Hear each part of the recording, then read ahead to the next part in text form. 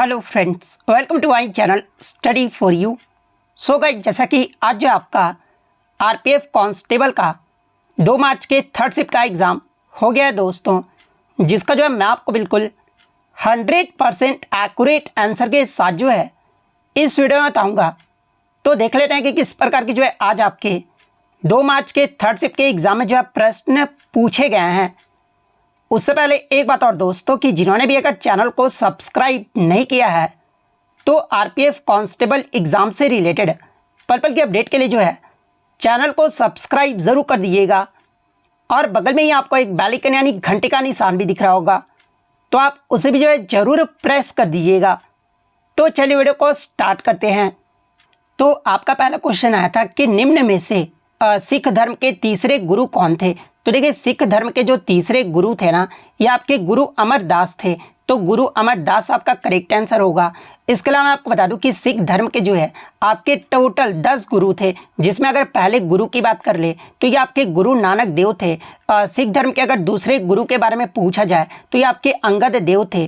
तीसरे गुरु आपके अमरदास थे। चौथे गुरु की बात कर ले तो ये आपके गुरु रामदास थे। पांचवें गुरु की बात कर ले तो देखिए, सिख धर्म के पांचवें गुरु जो थे ना, ये आपके अर्जुन देव थे। छठे गुरु की बात कर ले तो ये आपके हर गोविंद थे। सातवें गुरु जो थे ये आपके हर राय थे। आठवें जो गुरु थे ना, ये आपके हर किशन थे। नौवें गुरु की बात कर ले तो ये आपके तेग बहादुर थे। और 10वें गुरु यानी अंतिम जो गुरु थे ना, ये आपके गुरु गोविंद सिंह थे। तो ये सारे फैक्ट जो आपको ध्यान में रखना है। नेक्स्ट क्वेश्चन आपका आ रहा था कि वैदिक सभ्यता ये जो आपका किस पर निर्भर जो वो करती थी। तो देखिए, वैदिक सभ्यता की बात कर ले तो ये जो आपका पशुपालन और कृषि पर जो ये आपका निर्भर था। और ये जो सभ्यता था ना, ये आपके हड़प्पा संस्कृति के पतन के बाद जो है ये आपका भारत में जो ये विकसित हुआ था। तो पशुपालन और कृषि आपका करेक्ट आंसर होगा। और देखिए, मैं आपको बता दूं कि वैदिक काल को जो है ना, ये आपके 2 भागों में जो वो बांटा गया है। और वो 2 भाग कौन कौन से हैं। तो देखिए, पहला आपका ऋग्वेदिक काल है, जिसे पूर्व वैदिक काल भी कहा जाता है। और ऋग्वेदिक काल का जो आपका ईस्वी है ना, ये कब से कब तक रहा था। तो ये आपका 1500 से 1000 ईसा पूर्व तक रहा था। और सेकंड जो आपका वैदिक काल रहा था, ये आपका उत्तर वैदिक काल रहा था। और इसका समय अवधि कब से कब तक रहा था। तो ये आपका 1000 ईसा पूर्व से लेकर जो है 600 ईसा पूर्व तक रहा था। तो ये फैक्ट भी आपको ध्यान में रखना है। नेक्स्ट क्वेश्चन आपका आ रहा था कि विधानसभा का सदस्य बनने के लिए न्यूनतम आयु जो है ये कितनी होनी चाहिए। तो देखिए, विधानसभा का सदस्य बनने के लिए न्यूनतम आयु जो है ना, ये 25 वर्ष होना चाहिए। तो 25 वर्ष आपका करेक्ट आंसर होगा। इसके अलावा अगर बात कर ले राष्ट्रपति बनने के लिए न्यूनतम आयु कितनी होनी चाहिए, तो ये आपका 35 वर्ष होना चाहिए। राज्यपाल यानी गवर्नर बनने के लिए जो न्यूनतम आयु है ना, ये भी आपका 35 वर्ष होना चाहिए। राज्यसभा का सदस्य बनने के लिए जो है न्यूनतम आयु 30 वर्ष होना चाहिए। लोकसभा का सदस्य बनने के लिए 25 वर्ष होना अनिवार्य है। विधानसभा का सदस्य यानी विधायक बनने के लिए जो है ये आपका 25 वर्ष न्यूनतम आयु जो वो होना चाहिए। विधान परिषद का सदस्य यानी एमएलसी बनने का जो न्यूनतम उम्र है ना, ये आपका 30 वर्ष होना चाहिए। तो ये सारे फैक्ट जो आपको ध्यान में रखना है। नेक्स्ट क्वेश्चन आपका यहाँ पर था कि डाक संशोधन विधेयक में पॉकेट वीटो का जो प्रयोग है ना, ये किस राष्ट्रपति के द्वारा जो ये किया गया था। तो देखिए, मैं आपको बता दूं कि भारत के 7वें राष्ट्रपति ज्ञानी जैल सिंह के द्वारा जो है वर्ष 1986 में पॉकेट वीटो का इस्तेमाल जो वो किया गया था। तो ज्ञानी जैल सिंह आपका करेक्ट आंसर होगा। और ये जो आपके ज्ञानी जैल सिंह थे, ये आपके भारत के 7वें नंबर के जो वो राष्ट्रपति थे। और इनका जो कार्यकाल है ना, ये आपका 25 जुलाई 1982 से लेकर जो है ये आपका 1987 तक रहा था। तो ये पॉइंट भी आप ध्यान में रखिएगा। इसके अलावा बात कर ले पॉकेट वीटो का मतलब क्या होता है। तो देखिए, पॉकेट वीटो का जो अर्थ होता है ना, ये राष्ट्रपति किसी विधेयक पर जो है कार्रवाई को अनिश्चित काल के लिए जो वो टाल दे और उसे संसद में वापस न भेजे। इस तरह से राष्ट्रपति प्रभावी रूप से जो है उस विधेयक को जो ये आपके वीटो जो वो कर देते हैं। और पॉकेट वीटो के जरिए जो है राष्ट्रपति न तो विधेयक का जो ये आपके समर्थन करते हैं और न ही अस्वीकार करते हैं और न ही इसे जो वो लौटाते हैं। तो ये पॉइंट भी आप ध्यान में रखिएगा।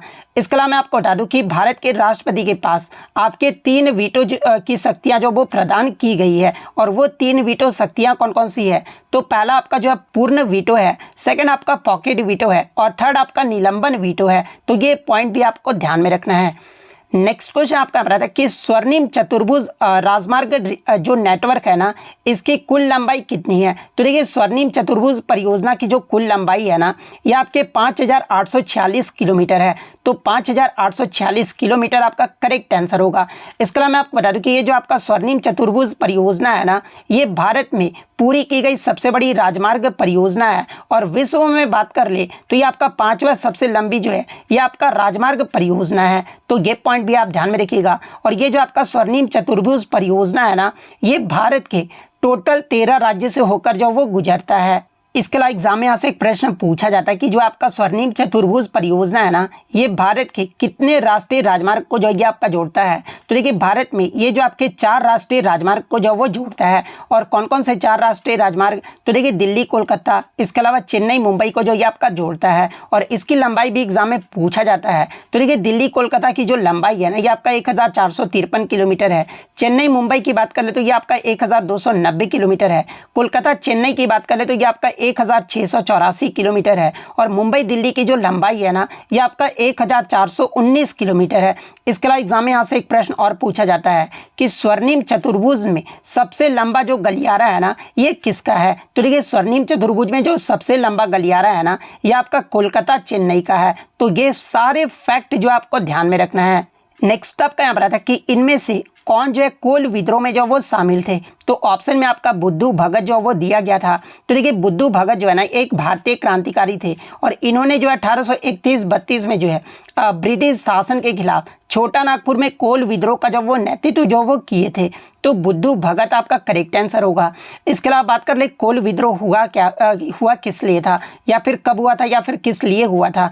तो देखिए कोल विद्रोह की बात कर ले तो ये जो आपके झारखंड के कोल जनजाति के द्वारा अंग्रेजी सरकार के अत्याचार के खिलाफ जो है 1831 ईस्वी में जो ये आपका कोल विद्रोह किया गया था, जो कि आपका 1833 तक जो ये आपका चला था। और ये जो आपका भारत में अंग्रेजों के खिलाफ किया गया जो है एक महत्वपूर्ण विद्रोह था। और ये जो आपका विद्रोह है ना, ये आपके अंग्रेजों और बाहरी लोगों यानी दीकू के शोषण का बदला लेने के लिए जो है ये आपका कोल विद्रोह जो वो किया गया था। तो ये फैक्ट भी आपको ध्यान में रखना है। नेक्स्ट आपका यहाँ पर आता है कि the concept of social economic and political justice has been taken from which revolution, यानी सामाजिक आर्थिक और राजनीतिक न्याय की जो अवधारणा है ना, ये किस क्रांति से जो वो लिया गया है। तो देखिए मैं आपको बता दूं कि सामाजिक आर्थिक और राजनीतिक न्याय की जो अवधारणा है ना, ये आपके रूसी क्रांति से जो ये आपका लिया गया है। और रूसी क्रांति जो ये कब शुरू हुआ था, तो ये आपका 1917 में राजशाही के उन्मूलन के साथ जो ये आपका शुरू हुआ था। और इसका जो नेतृत्व है ना, ये आपके व्लादिमीर लेनिन के द्वारा जो वो किया गया था। तो रूसी क्रांति आपका करेक्ट आंसर होगा। इसके अलावा एग्जाम में यहाँ से एक प्रश्न पूछा जाता है कि आपके आइडल ऑफ लिबर्टी, इक्वलिटी और फैटर्निटी यानी स्वतंत्रता, समता और बंधुत्व के जो सिद्धांत है ना, ये किस क्रांति से जो वो लिया गया है। तो देखिए स्वतंत्रता, समता और बंधुत्व के सिद्धांत जो है ना, ये आपके फ्रांसीसी क्रांति से जो वो लिया गया है। तो ये पॉइंट भी आप ध्यान में रखिएगा। इसके अलावा बात कर ले मौलिक अधिकार जो ये किस देश के संविधान से लिए गया है। तो ये आपका अमेरिका देश के संविधान से लिया गया है। विधि द्वारा स्थापित प्रक्रिया की बात कर ले तो इसकी जो अवधारणा है ना, ये आपके जापान देश से जो वो लिया गया है। तो ये पॉइंट भी आपको ध्यान में रखना है। नेक्स्ट आपका क्वेश्चन यहाँ पर आया था कि संगमरमर कौन सी पर्वतमाला में जो ये आपका पाया जाता है। तो देखिए संगमरमर की बात कर ले तो ये जो आपका अरावली, काराकोरम और एपेनिन जैसी कई पर्वतमालाओं में जो ये पाया जाता है। तो इनमें से आपका जो भी ऑप्शन में दिया गया होगा वो आपका करेक्ट आंसर होगा। इसके अलावा मैं आपको बता दूं कि संगमरमर सर जो है ये आपके काराकोरम पर्वतमाला की जो है पश्चिमतम ऊपर श्रेणी के बातुरा मुजताग का जो एक पहाड़ भी है। तो ये पॉइंट भी आप ध्यान में रखिएगा। नेक्स्ट आपका क्वेश्चन यहाँ पर आया था कि वर्तमान में भारत के शिक्षा मंत्री कौन है। तो देखिए मैं आपको बता दूं कि वर्तमान में कौन क्या है, इससे आपके हर शिफ्ट में जो है एक प्रश्न जो वो पूछा जा रहा है। तो देखिए वर्तमान में कौन क्या है, इस पर मैंने पहले भी वीडियो बना दिया है। तो अगर आप देखना चाहते हैं तो उसका लिंक आपको जो वो डिस्क्रिप्शन में दे दिया गया है, आप वहाँ से जो जाकर जो वो देख सकते हैं। या फिर आप क्या कीजिएगा कि रेलवे एनालिसिस का जो प्लेलिस्ट है ना 2025 का, उसमें भी जब आप देखोगे ना तो 3-4 दिन पहले ही जो है मैंने आपको ये वीडियो जो वो प्रोवाइड किया था कि वर्तमान में कौन क्या है, उसके बारे में मैंने सारा कुछ जो डिटेल्स में जो वो बता दिया है। तो देखिए वर्तमान में भारत के शिक्षा मंत्री की बात कर ले तो ये जो आपके धर्मेंद्र प्रधान है, तो धर्मेंद्र प्रधान आपका करेक्ट आंसर होगा। नेक्स्ट आपका क्वेश्चन आया था कि किस संशोधन ने रियासतों के पूर्व शासकों की उपाधियों और विशेष विशेषाधिकारों को जो है ये आपका जो वो समाप्त कर दिया था। तो देखिए मैं आपको बता दूं कि आपका 1971 में जो 26वां जो संविधान संशोधन अधिनियम हुआ था ना, इसी संशोधन के जरिए रियासतों के पूर्व शासकों की उपाधियों और विशेष अधिकारियों को जो है ये आपका जो वो समाप्त कर दिया गया था। तो 26वां संविधान संशोधन आपका करेक्ट आंसर होगा। इसके अलावा अगर 24वें संविधान संशोधन की बात कर ले तो देखिए 24वें संविधान संशोधन अधिनियम ने जो है राष्ट्रपति के लिए संवैधानिक संशोधन विधेयक पर अपनी सहमति देना जो वो अनिवार्य कर दिया था। और भारतीय संविधान का भाग 20 जो है ना, इसके संशोधन की प्रक्रिया से जो वो संबंधित है। इसके अलावा 24वां जो संविधान संशोधन है ये कब हुआ था, तो ये आपका वर्ष 1967 में हुआ था। और ये जो आपके किस प्रतिक्रिया के रूप में जो ये आपका है, तो ये आपके गोरखनाथ मामले की प्रतिक्रिया के रूप में जो है ये आपका 24वां जो संशोधन है ना, इसे अधिनियमित जो वो किया गया था। तो ये पॉइंट भी आप ध्यान में रखिएगा। इसके अलावा अगर 25वें संविधान संशोधन अधिनियम की बात कर ले तो ये आपका 1971 राज्य द्वारा निजी संपत्ति पर अधिकार करने की स्थिति में जो है संपत्ति के अधिकार और मुआवजे को जो है ये आपका प्रतिबंधित जो वो करता है। और मैं आपको बता दूं कि सर्वोच्च न्यायालय ने अनुच्छेद 31C में एक हिस्से को उस हद तक जो वो रद्द कर दिया है जिस हद तक उसने न्यायिक समीक्षा की शक्ति को जो है वो छीन लिया था। और ये जो आपका संशोधन अधिनियम है ना, ये केशवानंद भारती बनाम केरल राज्य के ऐतिहासिक मामले में जो वो किया गया था। तो ये पॉइंट भी आप ध्यान में रखिएगा। इसके अलावा मैं आपको बता दूं कि 27वां संशोधन अधिनियम 1971 में जो है आपका क्या बनाया गया था, तो देखिए इस संशोधन अधिनियम के तहत भारत के पूर्वोत्तर क्षेत्रों को जो है ये आपका पुनर्गठित करने के लिए जो वो किया गया था। और इस योजना के तहत केंद्र शासित प्रदेश मिजोरम, जो कि वर्तमान में आपका केंद्र शासित प्रदेश ना होकर राज्य हो गया है, इसमें आपका एक विधायिका और मंत्री परिषद का प्रस्ताव भी जो वो किया गया था। तो ये सारे फैक्ट जो आपको ध्यान में रखना है। नेक्स्ट क्वेश्चन आपका यहाँ पर आता है कि भारत में मानसून की जो बारिश है ना, ये सबसे पहले किस राज्य में होती है। तो देखिए मैं आपको बता दूं कि केरल जो है भारत का पहला राज्य है जहां दक्षिण पश्चिम मानसून की बारिश जो ये आपका होता है। तो केरल आपका यहाँ पे करेक्ट आंसर होगा। और ऐसा इसलिए होता है क्योंकि मानसून की जो अरब सागर शाखा है ना, ये सबसे पहले केरल के पश्चिमी घाट से जो ये आपका टकराता है। तो ये पॉइंट भी आपको ध्यान में रखना है।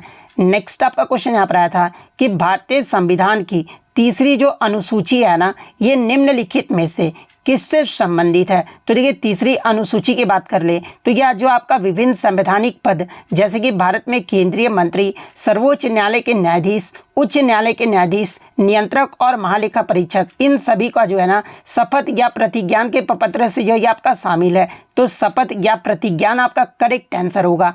इसके अलावा बात कर ले संविधान के तीसरी अनुसूची में जो है कौन कौन से अनुच्छेद शामिल है। तो इसमें आपका अनुच्छेद 75 का क्लोज 4 शामिल है, अनुच्छेद 99 शामिल है, अनुच्छेद 124 का क्लोज 6 शामिल है, अनुच्छेद 164 का क्लोज 3 शामिल है। इसके अलावा अनुच्छेद 188 और 219 शामिल है। तो ये पॉइंट भी आप ध्यान में रखिएगा। इसके अलावा अगर अनुसूची की बात कर ले तो देखिए पहली अनुसूची जो है ना, ये आपके राज्यों और केंद्र शासित प्रदेश और उनके प्रदेशों के नाम से जो ये आपका संबंधित है।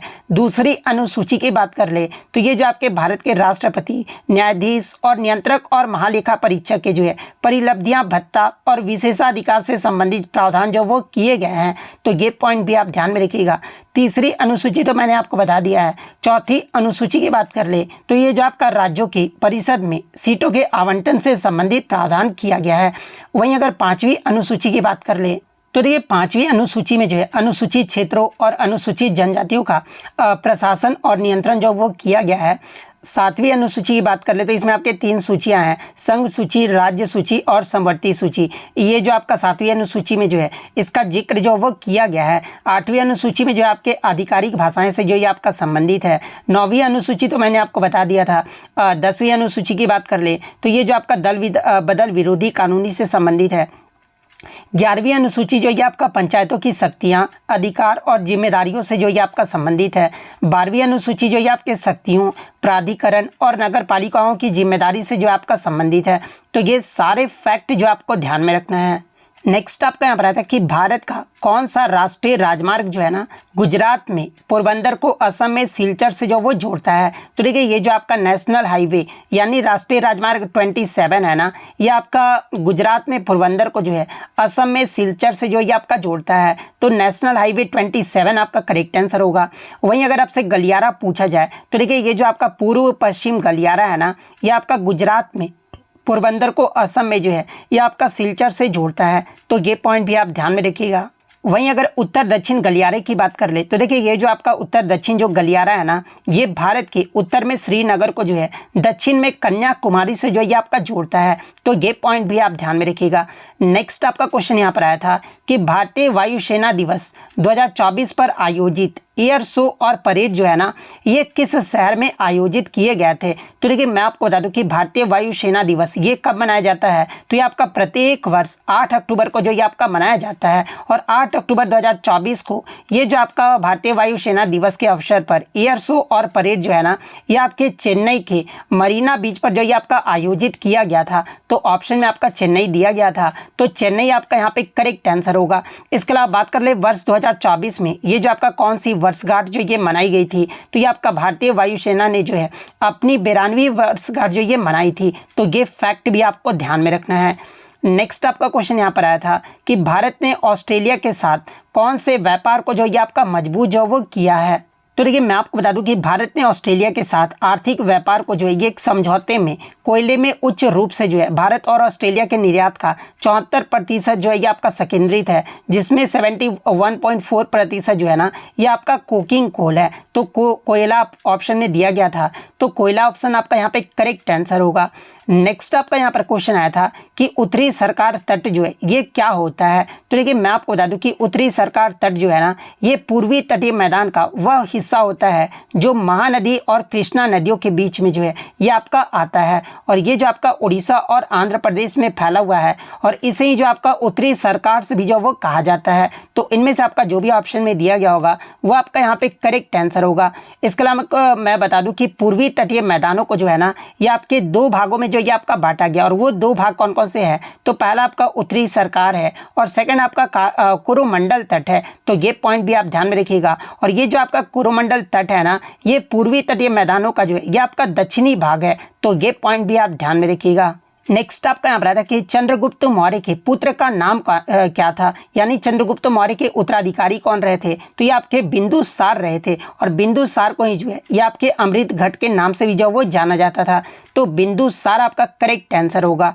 नेक्स्ट आपका क्वेश्चन यहाँ पर आया था कि निम्नलिखित में से किसे जो है राज्य विधानमंडल का हिस्सा जो वो नहीं माना जाता है। तो देखिए मैं आपको बता दूं कि राज्य के विधानमंडल में किसे जो आपका हिस्सा माना जाता है, यानी कौन शामिल होते हैं। तो इसमें आपके राज्यपाल, विधानसभा और विधान परिषद जो है ये आपके शामिल होते हैं। तो इसमें ये तीनों तो ऑप्शन में आपका दिया गया था। इसके अलावा जो चौथा ऑप्शन दिया गया था ना, वो आपका मुख्यमंत्री जो वो दिया गया था। तो देखिए मुख्यमंत्री जो है ना ये राज्य विधानमंडल के जो है ये हिस्सा नहीं होते हैं। तो मुख्यमंत्री आपका यहाँ पे करेक्ट आंसर होगा। इसके अलावा मैं आपको बता दूं कि अनुच्छेद 164 के अनुसार मुख्यमंत्री की जो नियुक्ति है ना, ये राज्यपाल के द्वारा जो वो की जाती है। तो ये पॉइंट भी आपको ध्यान में रखना है। नेक्स्ट आपका यहाँ पर आता है कि नाना साहेब ने 1857 की क्रांति में कहाँ से अंग्रेजों के खिलाफ जो है ये नेतृत्व जो वो किया था। तो देखिए नाना साहेब की बात कर ले तो 1857 की क्रांति में जो है अंग्रेजों के खिलाफ जो नेतृत्व है ना, ये कानपुर से जो वो किए थे। तो कानपुर आपका यहाँ पे करेक्ट आंसर होगा। और देखिए ये जो आपके नाना साहेब थे ना, ये पेशवा बाजीराव द्वितीय के जो है ये आपके दत्तक पुत्र थे। तो ये पॉइंट भी आप ध्यान में रखिएगा। और इनका जो पूरा नाम था, यानी मूल नाम जो था ये क्या रहा था। तो देखिए इनका जो मूल नाम था ना, ये धोंडू पंत था। तो ये पॉइंट भी आपको ध्यान में रखना है। नेक्स्ट आपका यहाँ पर आया था क्वेश्चन कि हिंदी कैलेंडर के मुताबिक शिवरात्रि का जो त्यौहार है ना, ये प्रत्येक वर्ष किस महीने में जो ये मनाया जाता है। तो देखिए हिंदू कैलेंडर के मुताबिक शिवरात्रि का जो त्यौहार है ना, ये फागुन महीने के कृष्ण पक्ष की चतुर्दशी को जो ये आपका मनाया जाता है। और इसी दिन को जो है आपका महाशिवरात्रि के नाम से जो वो जाना जाता है। तो ऑप्शन में आपका फागुन महीना दिया गया था, तो फागुन आपका यहाँ पे करेक्ट आंसर होगा। नेक्स्ट आपका यहाँ पर क्वेश्चन आया था कि गंगा सागर मेला जो है भारत के किस राज्य में आयोजित किया जाता है? तो देखिए गंगा सागर मेला की बात कर ले तो ये जो आपका पश्चिम बंगाल के सागर द्वीप पर गंगा और बंगाल की खाड़ी के संगम पर जो है आयोजित एक वार्षिक धार्मिक उत्सव है। तो पश्चिम बंगाल आपका करेक्ट आंसर होगा। नेक्स्ट आपका यहाँ पर आता है कि आज़ाद हिंद फौज का जो नेतृत्व है ना ये किसने किया था? तो देखिए आज़ाद हिंद फौज का जो नेतृत्व है ना ये नेताजी सुभाष चंद्र बोस के द्वारा जो वो किया गया था और इन्होंने कमान जो ये कब संभाली थी? तो ये 21 अक्टूबर 1943 को जो है ये कमान जो वो संभाले थे। तो सुभाष चंद्र बोस आपका करेक्ट आंसर होगा। नेक्स्ट आपका एक तात्या टोपे से आया था, तो एग्जैक्ट प्रश्न मुझे मिल नहीं पाया है कि 1857 की क्रांति के समय जो है तात्या टोपे जो है ये कहाँ से नेतृत्व किए थे? तो देखिए 1857 की क्रांति के समय तात्या टोपे जो है ना ये ग्वालियर से जो वो आपका नेतृत्व जो वो किए थे। तो ग्वालियर आपका यहाँ पे करेक्ट आंसर होगा। और एक आप एक्स्ट्रा फैक्ट में थोड़ा सुधार कर लीजिएगा, जहाँ पर मैंने सेकंड शिफ्ट में आपको बताया था कि नर्मदा नदी जो है ना ये आपका पश्चिम से पूर्व की ओर बहती है, तो वहाँ पर मैंने जो वो गलत बताया था। नर्मदा नदी जो है ना ये आपका पूर्व से पश्चिम की ओर जो वो बहती है, तो ये थोड़ा सा आप करेक्शन कर लीजिएगा कि नर्मदा नदी जो है ना ये पूर्व से पश्चिम की ओर जो है ये आपका बहता है। अब देखिए बहुत सारे बच्चों का ये लगातार कमेंट्स रहता है कि सर मैथ्स और रीजनिंग के भी प्रश्न बताइए। तो देखिए मैं आपको बता दूं कि मैथ्स और रीजनिंग प्रश्न बच्चे भेज नहीं पाते, ठीक है, इसलिए अगर मुझे करवाना ही होता है एनालिसिस तो मैं क्यों नहीं करवा देता। लेकिन कुछ बच्चों ने बताया कि रीजनिंग के इस प्रकार के प्रश्न जो वो पूछे जा रहे हैं। हालांकि मैं बता दूँ कि ये थर्ड शिफ्ट का आपका क्वेश्चन नहीं है रीजनिंग का, ये जो आपका फर्स्ट शिफ्ट का क्वेश्चन है जो कि किसी टेलीग्राम चैनल से मुझे मिला था, जो कि आपका रियल है। लेकिन मैं अगर उस टेलीग्राम चैनल का नाम लूँगा या फिर इस वीडियो में नाम लूँगा तो हो सकता है कि वो कॉपीराइट दे दे, इसलिए मैं उनका नाम जो वो चैनल का नहीं लूँगा। हालांकि वो खुद ही बता देंगे अपने टेलीग्राम पे कि मेरा वीडियो ये किया वो किया, लेकिन फिर भी मैं आपके लिए क्वेश्चन बता दे रहा हूँ कि किस प्रकार के रीजनिंग के प्रश्न जो वो पूछे जा रहे हैं। जैसे कि पहला प्रश्न आपको देखने को मिला था कि रवि की कक्षा में ऊपर से 18वां स्थान है तो नीचे से 25वां जो है, पूरी कक्षा में कितने विद्यार्थी हैं? क्वेश्चन इस प्रकार से पूछा गया था कि रवि की कक्षा में ऊपर से 18वां स्थान है और नीचे से 25वां स्थान है, तो पूरे कक्षा में जो है ये कितने विद्यार्थी हैं? इस प्रकार का आपका प्रश्न जो वो देखने को मिला था। इसके अलावा एक प्रश्न था कि विक्रम का दाएं से स्थान 50 है और बाएं से 25वें स्थान पर है, तो पूरी कक्षा में जो है विद्यार्थी जो वो कितने हैं? उसके बाद सीरीज से आपका प्रश्न आया था, इस प्रकार से आपका सीरीज दिया गया था। उसके बाद आपका क्वेश्चन मार्क में बताना था कि इस सीरीज में जो आपका अगला जो पद होगा ना वो कितना आएगा। उस प्रकार से आपका इस प्रकार से भी आपका जो अल्फाबेटिकल से भी जो है आपको जो वो देखने को मिला था। उसके बाद आपका यहाँ पर मिरर इमेज दर्पण से भी आपका प्रश्न देखने को मिला था। उसके बाद आपका कथन निष्कर्ष था कि कुछ सेब नाशपाती है, सभी नाशपाती अंगूर है, इस प्रकार से आपका प्रश्न जो वो देखने को मिला था। आप सारे प्रश्न देख लीजिए, अगर मैं पढ़ूंगा तो बहुत ज़्यादा वीडियो जो वो आपका लंबा हो जाएगा, और ऐसे में इसका PDF जो आपको टेलीग्राम पे जो वो डाल दूंगा, तो आपको घबराने की कोई ज़रूरत नहीं। आप PDF भी जो आप टेलीग्राम पे से जो वो ले सकते हैं और इसे जो वो सॉल्व कर सकते हैं। इसी प्रकार के आपके 20 प्रश्न जो है आज रीजनिंग के बच्चों द्वारा मिल पाए थे, जो कि फर्स्ट शिफ्ट में आपका इस प्रकार का रीजनिंग के जो है प्रश्न जो वो देखने को मिला था। इसके अलावा अगर ओवरऑल रिव्यू की बात कर ले तो आपके एनालिसिस से मुझे बहुत हेल्प मिला था SSC GD में। नई बच्चे ने बताया कि SSC GD का जो एग्ज़ाम था उसमें मेरे एनालिसिस से जो है इनको बहुत ज़्यादा हेल्प देखने को मिला था, और RPF में भी जो इनको जो है बहुत ज़्यादा हेल्प जो वो देखने को मिला था। और इन्होंने अपना नाम भी बताया कि इसलिए मैं क्वेश्चन भेज रहा हूँ जिससे दूसरे का भला हो। मेरा नाम, इनका नाम था अजय लोधी, जो कि आपके इंदौर से जो वो रहने वाले हैं। मैंने पूछा भी था कि नेम लेना है क्या आपका वीडियो में, तो उन्होंने बताया कि हाँ जी लेना है, कोई प्रॉब्लम नहीं है, मुझे अच्छा लगेगा सर जी, इसलिए मैंने इनका नाम जो वो ले लिया है। तो आप देख सकते हैं कि इतने प्रश्न जो आज मुझे बच्चों के द्वारा मिले थे जो कि आपके 100% रियल और ऑथेंटिक हैं। तो अगर वीडियो अच्छी लगी हो तो वीडियो को जो है लाइक ज़रूर कर दीजिएगा, और इसी तरह रियल एनालिसिस पाने के लिए जो है चैनल को सब्सक्राइब ज़रूर कर दीजिएगा। और जिस प्रकार से इन्होंने प्रश्न भेजा है आपको भी मैं जो है डिस्क्रिप्शन में लिंक दे दूंगा क्वेश्चन भेजने का टेलीग्राम पर, तो आप वहां से ज्वाइन करके जो है अपने क्वेश्चन जो वो ज़रूर भेजा कीजिए। खाली PDF मांगते रहते, जब क्वेश्चन एग्जाम में होता तो भेजते तो है नहीं फिर आप लोग, ये इसीलिए ख़राब लगता है। जब आपकी मैं मदद कर रहा हूँ तो आप भी मेरा मदद कीजिए ना, सपोर्ट कीजिए, तभी तो आपका भी मैं सपोर्ट करूँगा। इसलिए जब भी आपका एग्जाम हो तो आप टेलीग्राम पे क्वेश्चन जो है वो ज़रूर भेजा कीजिए। तो मिलते हैं नेक्स्ट वीडियो में, तब तक thank you, all the best.